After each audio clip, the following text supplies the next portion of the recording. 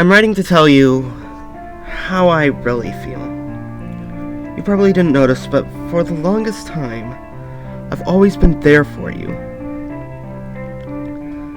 I want you to know what I've done, and I hope by me opening up to you like this, you will hopefully feel the same way for me. And then we could be happy together. Forever. I remember when we were both 13, when you first transferred to my school. As soon as you walked in, I thought you were the most beautiful girl in the world, when your tranquil blue eyes crossed mine, even though it was for a brief moment as you scanned across the strange faces in the class. I knew I wanted to be with you. Forever. But I was heartbroken straight away when you were paired off by some other guy to show around the school. But you didn't really notice me much. You were always there with your group of friends, who were so different from mine. Who am I kidding? I never really had any friends. The one thing that got me through all those years of loneliness was watching you, admiring everything that you did. The way you walked gracefully through your day without fault simply left me in awe, day in and day out. As the years went by, you seemed pretty popular with both the guys and the girls. You were sought after by all the popular guys in the whole school, even by the older ones, but you shrugged them off. The girls loved how you looked after yourself. You always had your makeup and hair perfect, which made you admired, but hated. It's sad, but it's human nature to get jealous, and we are all guilty of this crime. What they ended up doing, however, was far out of line. I saw as they pushed you when the teachers weren't looking. They would shove you into any nearby hard object, which more often than not was the wall. When you stumbled and slammed into the wall, the teachers would simply turn and say, "Watch where you're going, dear," and then move about their business, blissfully unaware of what actually happened. Witnessing it happen to you every day burned me up inside. Seeing you have to torment for being better than them, it was painful to watch every time that it happened. I hoped it would die down, but it got worse. I saw when the bullies would knock your drink over when you least expected it, just because the most popular guy asked you out. I was there when they set your bag on fire in woodworking class because they thought you were condescending when you tried to help them with their work. I caught a glimpse of that one time when they actually threw you to the ground outside the school gates and kicked you until you cried, simply because you tried to tell the teacher about what they were doing. After that incident, they started following you home every day.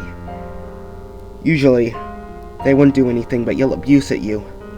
But the worst part was that you'd never know when they would snap and suddenly attack you when you were walking inches from them. It tore me apart to see the girl I loved so vulnerable. I wanted to fix it. I knew there were 3 main bullies that were consistent. I knew of more, but they seemed to do it more out of peer pressure.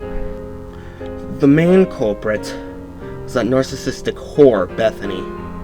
Beth was simply jealous of everything about you. All the things I mentioned that made you great burned her up inside. She used to be the center of attention, and my God, did she love it. All the guys wanted to be with her. All the girls wanted to be her. The only difference is that she abused this attention for personal gain. She slept with most of the guys who showered her in gifts or had their mommies and daddies to pay for everything. She only hung around with girls who she deemed lesser than her.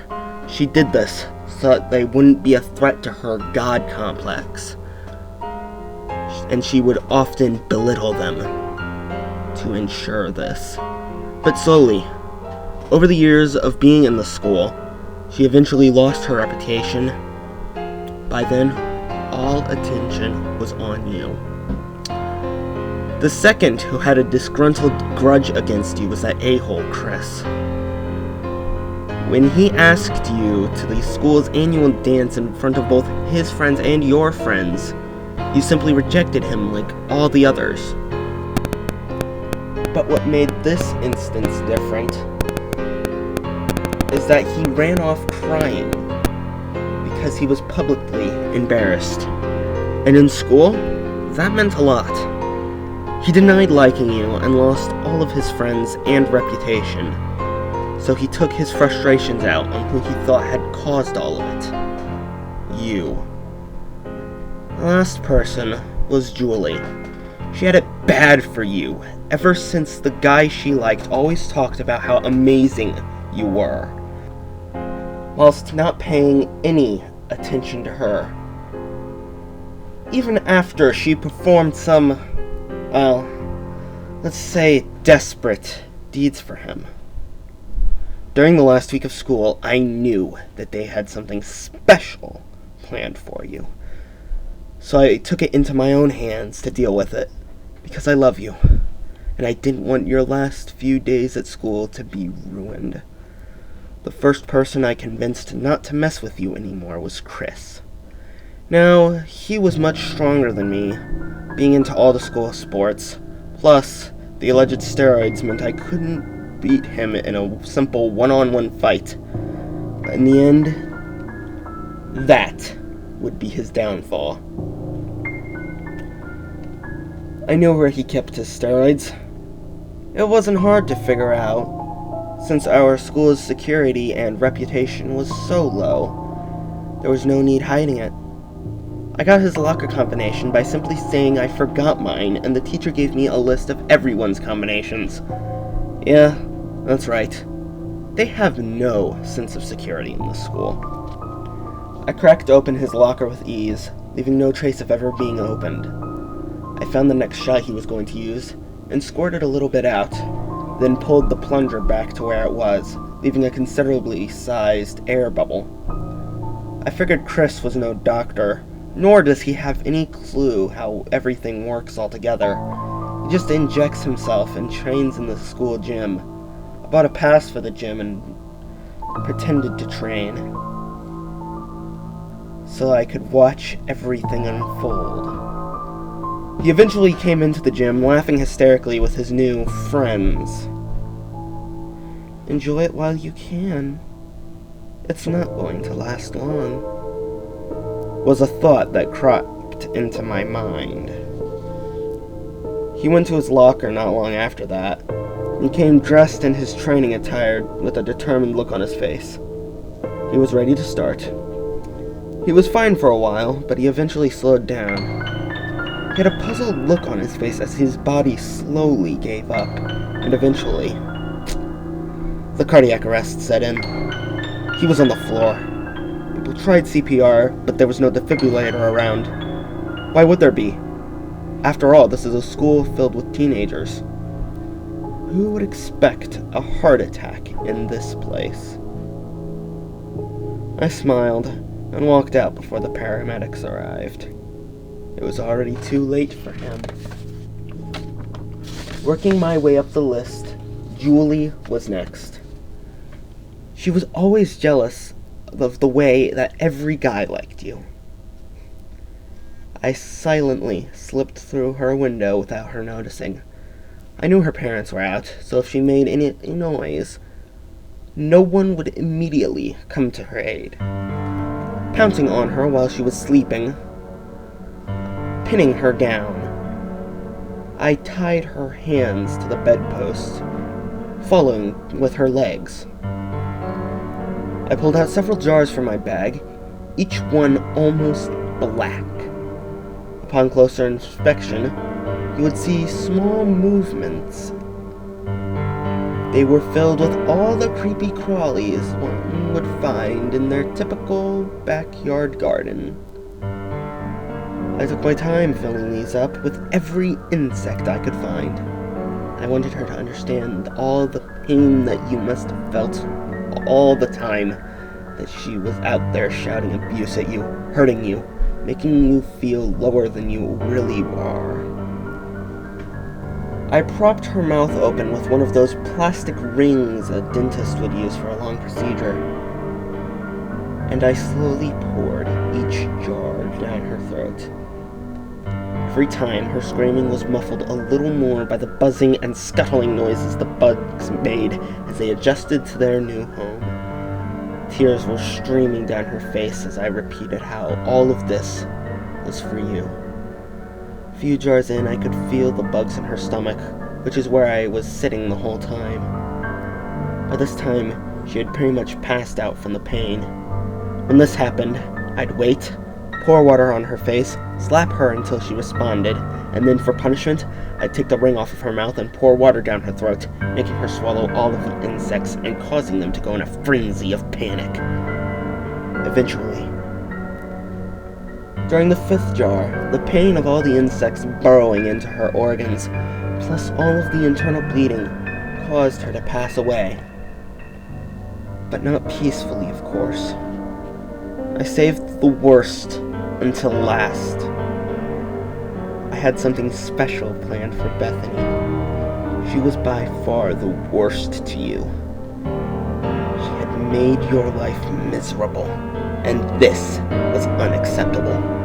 No one as perfect as you should have to ever go through the displeasure of knowing these people. So I carefully set the pieces up and waited for them to all fall down on me. One day, I got a head start. I skipped the last class, but no one noticed, not even the teacher. This shows how much I was noticed in school. By this time, I had memorized her route home and was waiting in the archway. I knew that she would walk past this area as she did every other time. I waited and thought about what I was going to do, and how it was all for you. I didn't have to think about it hard so much, because I had everything planned out to the letter. When I caught sight of her, I snuck up behind her and grabbed her, pulling her to the ground. She was kicking and screaming, but in this point in her journey, no one was ever around. The archway led into the abandoned, derelict church. I dragged her away from the path and into the building, so that no witnesses would intervene or find her body anytime soon. I did my routine of securing her arms and legs to a post, so that I knew there wouldn't be much of a struggle. After that, I gagged her, for I knew she'd be making a lot of noise for what I had planned. I slowly pulled out my knife, making sure that she'd caught sight of its shiny glimmer. I placed the point down on her lower leg, and smiled as she reacted to the sharp point of the blade. I slowly pushed down, making sure the wound was clean as it slowly slipped into her flesh. It took a while, but eventually the knife's handle was touching her skin.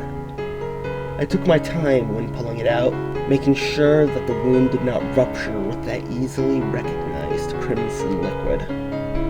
That would have meant her death, and that would be too easy.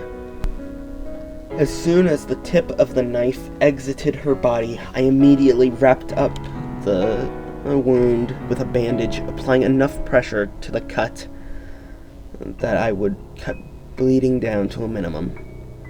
I then placed the knife a little higher up on her leg, doing the same thing. I stared into her eyes as she helplessly watched me do this over and over, all over her body. After every stab, I would say a remark about how you didn't deserve it, how you didn't deserve anything that she did to you. Eventually, her whole body was nothing but red bandages.